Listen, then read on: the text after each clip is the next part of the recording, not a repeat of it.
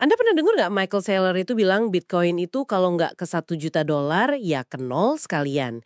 Tapi ya opsi nol ini kok rasanya makin nggak mungkin ya. Apalagi kalau kita lihat raksasa finansial global kayak Fidelity, BlackRock, terus bank-bank gede di Eropa juga udah mulai serius melirik ini. Kayaknya nggak mungkin lah ya mereka semua ikut-ikutan dukung sesuatu yang cuma kayak bola tulip zaman bahela, iya kan? Iya, benar banget. Keterlibatan institusi sekelas mereka itu, wah, itu sinyal pergeseran pandangan yang fundamental lah. Mereka kayaknya udah mulai lihat potensi nilainya atau paling nggak fungsi strategis Bitcoin di landscape aset global gitu.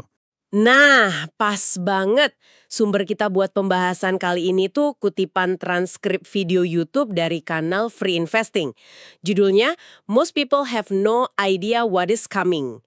Ini isinya murni perspektif Michael Saylor soal masa depan Bitcoin. Jadi, misi kita nih ya, mau coba urai dan pahami argumennya Saylor.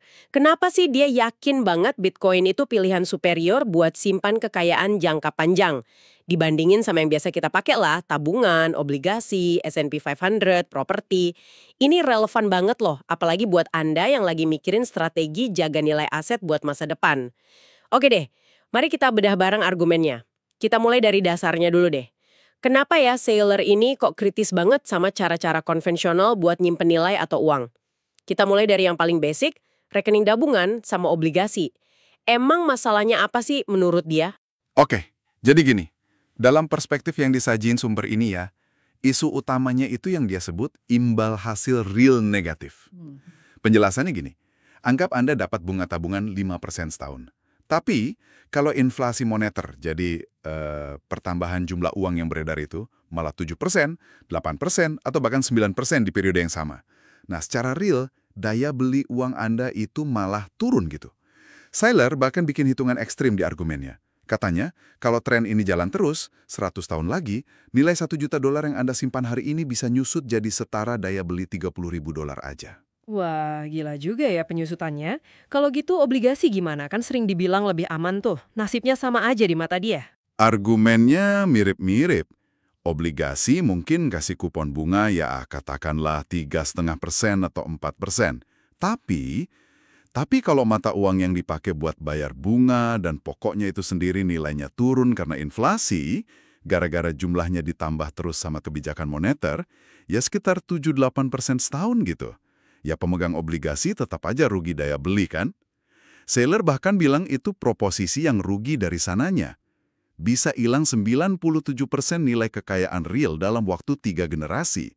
Jadi intinya sih, nyimpen kekayaan dalam bentuk tunai atau obligasi jangka panjang itu, menurut dia kayak ngebiarin nilainya digerogoti inflasi moneter. Gitu. Oke. Jadi kerangka berpikirnya Saylor ini fokus banget ya ke gimana inflasi moneter rusak nilai aset tradisional. Sekarang kita geser dikit ke pasar saham. Khususnya investasi di indeks kayak S&P 500.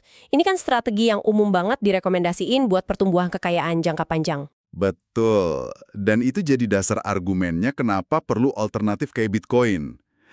Nah, soal S&P 500, Saylor itu nyajiin data historis yang cukup menarik. Menurut dia, rata-rata return tahunan S&P 500 jangka panjang itu sekitar 7%. Angka ini, entah kebetulan atau enggak ya, mirip banget sama rata-rata tingkat ekspansi suplai uang di AS, yang juga sekitar 7% setahun. Kesimpulan yang dia tarik dari sini, investasi di S&P 500 itu, rata-rata ya, lebih berfungsi sebagai wealth preservation. Jaga nilai kekayaan biar nggak kalah sama inflasi moneter. Bukan wealth creation yang signifikan di atas inflasi itu. Dia pakai analogi jalan di tempat atau trading water. Tentu aja, argumen ini juga ngandelin asumsi kalau S&P 500 bakal tetap relevan 100 tahun lagi. Jalani tempat. Menarik juga ya analoginya. Itu tadi aset finansial, kalau aset fisik gimana? Kayak real estate gitu. Kan banyak yang percaya properti itu benteng pertahanan kekayaan yang kokoh. Apa tantangannya di situ menurut sumber kita? Nah, sumber ini ngejelasin beberapa tantangan real estate dari sudut pandang Saylor. Pertama, soal aksesibilitas. Buat kebanyakan orang, beli properti komersial gede, kayak gedung kantor atau mall, itu hampir nggak mungkin lah ya. Jangankan itu, punya sebagian kecil aja dari properti fisik, misal senilai beberapa ribu dolar, itu juga susah caranya. Kedua, meskipun investasinya lewat instrumen kayak REITs, ya, Real Estate Investment Trust, itu, Saylor anggap hak properti yang Anda punya itu inferior. Anda nggak punya kendali langsung ke aset fisiknya. Nggak bisa mutusin mau digadain, dijual sebagian kecil, atau dikembangin sendiri gitu. Anda cuma jadi penerima pasif aja, dapat bagian arus kas yang ditentuin sama manajer REITs-nya. Kalau manajernya bikin keputusan jelek, ya nilai investasi Anda ikut kena, gitu. Itu poin penting ya soal kontrol dan agensi pemilik. Ada tantangan lain nggak yang diangkat? Ada beberapa lagi. Risiko fisik dan regulasi misalnya. Properti kan rentan rusak ya, kena bencana alam, cuaca ekstrim, atau penyewa nakal gitu. Terus ada resiko perubahan aturan, kayak kebijakan kontrol sewa dari pemerintah yang bisa neken potensi pendapatan. Belum lagi beban pajak properti dari pemendah, kota, negara bagian. Terus masalah portabilitas sama likuiditas. Properti nggak bisa dibawa pindah kan? Dan jual cuma sebagian kecil kepemilikan, misal 1% dari bangunan gitu. Itu nggak praktis banget. Terakhir, biaya perawatan jangka panjangnya itu loh, gede. Kira-kira setelah 100 tahun, bangunan fisik itu kemungkinan besar perlu renovasi total biar tetap layak. Wah, kompleks juga ya tantangannya kalau dilihat dari kacamata jangka panjang begini. Oke, setelah properti, gimana dengan opsi investasi lain? Misalnya beli saham perusahaan langsung, kayak Apple atau Amazon, atau ETF tematik lainnya. Nah, di sini Saylor ngidentifikasi serangkaian faktor yang dia sebut elemen dilutif. Jadi faktor-faktor yang bisa ngurangin atau ngecerin potensi untung investor jangka panjang. Pertama, jelas biaya manajemen. Tim eksekutif perusahaan atau manajer investasi ETF kan nggak kerja gratis ya. Gaji, bonus, biaya operasional mereka itu bisa sekitar 1% dari nilai aset per tahun.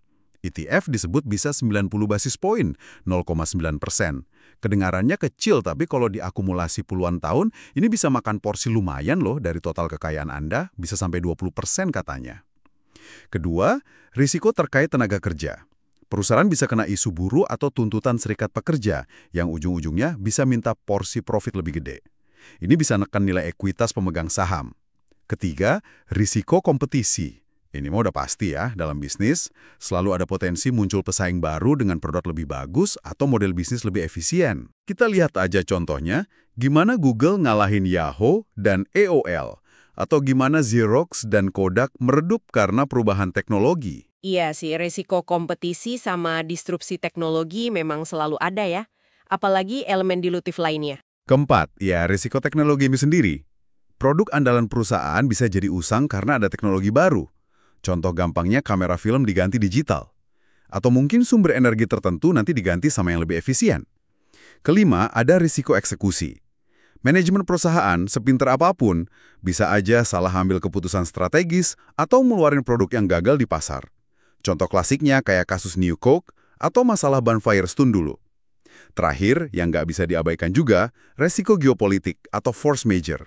Kejadian di luar kendali kayak bencana alam, perang, perubahan tarif dagang, misal tarif impor dari China, atau bahkan risiko aset disita kalau ada konflik antar negara. Jadi, kalau kita rangkum nih argumennya, return historis S&P 500 yang sekitar 7% itu, menurut Saylor ya, intinya cuma cukup buat ngimbangin rata-rata inflasi moneter 7%. Artinya, perusahaan-perusahaan di indeks itu, dengan segala risiko yang tadi kita bahas, manajemen, tenaga kerja, kompetisi, teknologi, eksekusi, geopolitik, secara kolektif, cuma mampu, ya nyaris lah, mempertahankan nilai kekayaan real pemegang sahamnya dari gerusan inflasi. Oke. Setelah dengar kritik yang lumayan dalam ya ke berbagai aset tradisional dari sudut pandang Saylor, kita jadi penasaran dong solusinya apa? Nah, ini dia nih bagian yang sangat menarik. Apa sih sebenarnya yang bikin Bitcoin ini spesial banget dan dianggap superior sama dia? Nah, ini dia inti argumennya. Sumber ini ngegambarin Bitcoin dari kacamata Saylor sebagai sesuatu yang beda banget secara fundamental dari aset lain. Dia pakai istilah kayak properti digital murni, properti global puncak, bahkan energi ekonomi murni. Perbedaan fundamental ini, katanya, ada di serangkaian atribut unik yang diklaim cuma Bitcoin yang punya. Pertama, sifat fisiknya yang digital murni. Beda sama properti fisik atau komoditas, Bitcoin nggak bisa hancur karena faktor luar kayak cuaca, bencana, atau perang. Dia dianggap abadi secara digital dan nggak gampang korup atau rusak fisik. Kedua, strukturnya yang desentralisasi. Bitcoin nggak dioperasikan sama satu perusahaan atau tim manajemen pusat. Jaringannya jalan berdasarkan kode software yang disepakati pesertanya. Akibatnya, nggak ada biaya manajemen inheren buat bayar Bitcoin Inc. gitu, dan nggak ada risiko tenaga kerja kayak tuntutan serikat pekerja. Nggak ada entitas pusat, nggak ada biaya manajemen, itu jelas beda banget ya. Terus gimana sama ancaman pesaing atau risiko jadi usang? Kayak yang dia kritik di aset lain. Nah, ini poin krusial lainnya. Saylor berpendapat, Bitcoin punya keunggulan kompetitif yang susah disaingi karena asal-usulnya yang unik. Dia nyebutnya konsepsi tak bernoda atau immaculate conception. Maksudnya, diciptain sama sosok anonim Satoshi Nakamoto yang nggak ambil untung pribadi dari penciptaannya. Ditambah lagi efek jaringan, network effect, yang udah kuat banget terbangun bertahun-tahun. Susah katanya buat ngulang kondisi awal dan traksi yang sama di aset digital lain. Lebih jauh lagi dia klaim Bitcoin nggak punya risiko keusangan. Obsolescence, karena dia nggak dilihat sebagai produk teknologi spesifik, kayak iPhone model terbaru yang pasti diganti, tapi lebih ke representasi abstrak konsep nilai moneter atau energi ekonomi murni yang bakal selalu relevan. Terus, atribut penting lainnya itu aksesibilitas sama portabilitas. Bitcoin gampang banget dibagi, divisible, sampai satuan terkecil. Jadi siapa aja bisa beli dikit-dikit, bisa nyisihin dari gaji mingguan. Dia juga liquid banget, bisa dijual beli 24/7 di pasar global. Dan yang penting, portable banget. Anda bisa bawa nilai kekayaan kemana aja di dunia, cuma dengan ngamanin seed phrase Anda. Tadi Anda juga nyebut soal konsep anti-fragile atau tahan banting.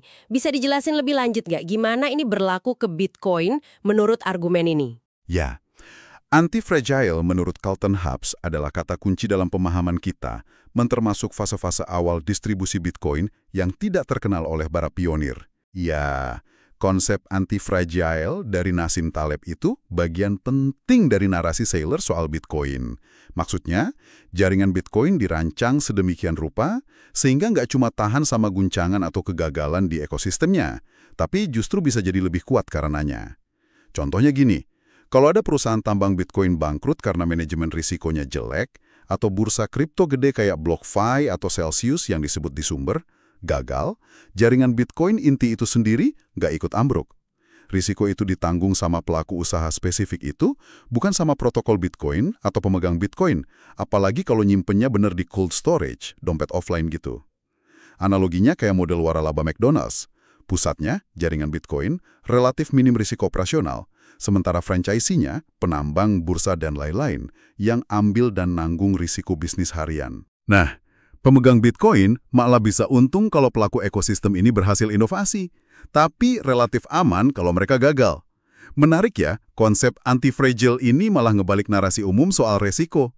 Kegagalan ekosistem justru dianggap bisa memperkuat intinya. Jadi kalau kita ikutin logikanya nih, apa artinya punya Bitcoin buat investor jangka panjang? Dalam narasi Saylor, punya Bitcoin itu artinya punya klaim kepemilikan fraksional atas seluruh energi atau nilai ekonomi yang kesimpan di jaringan itu.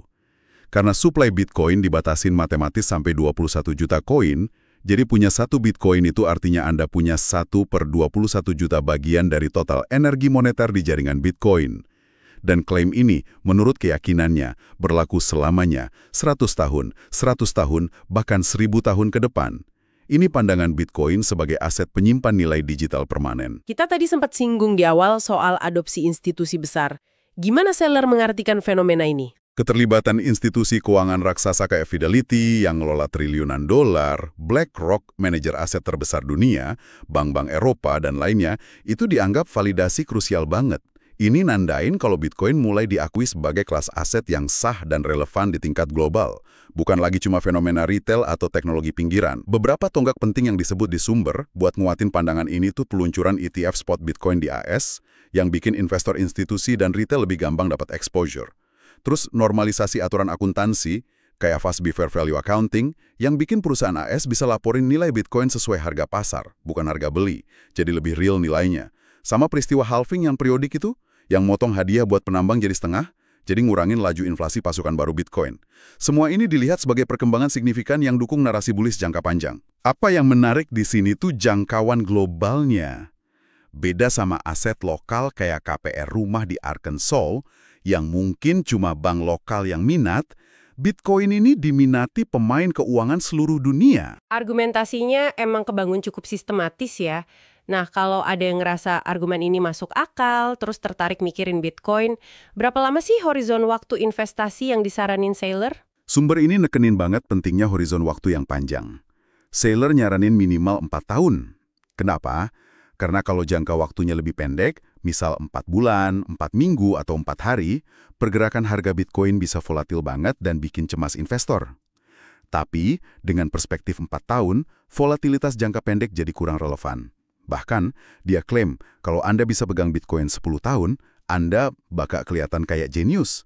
Jadi pesannya jelas banget, ini strategi investasi jangka panjang, bukan buat spekulasi atau cari untung cepat. Dengan horizon waktu sepanjang itu, gimana proyeksi potensi imbal hasilnya dibandingin aset-aset lain yang tadi dikritik? Saylor ngasih proyeksi yang lumayan optimis ya.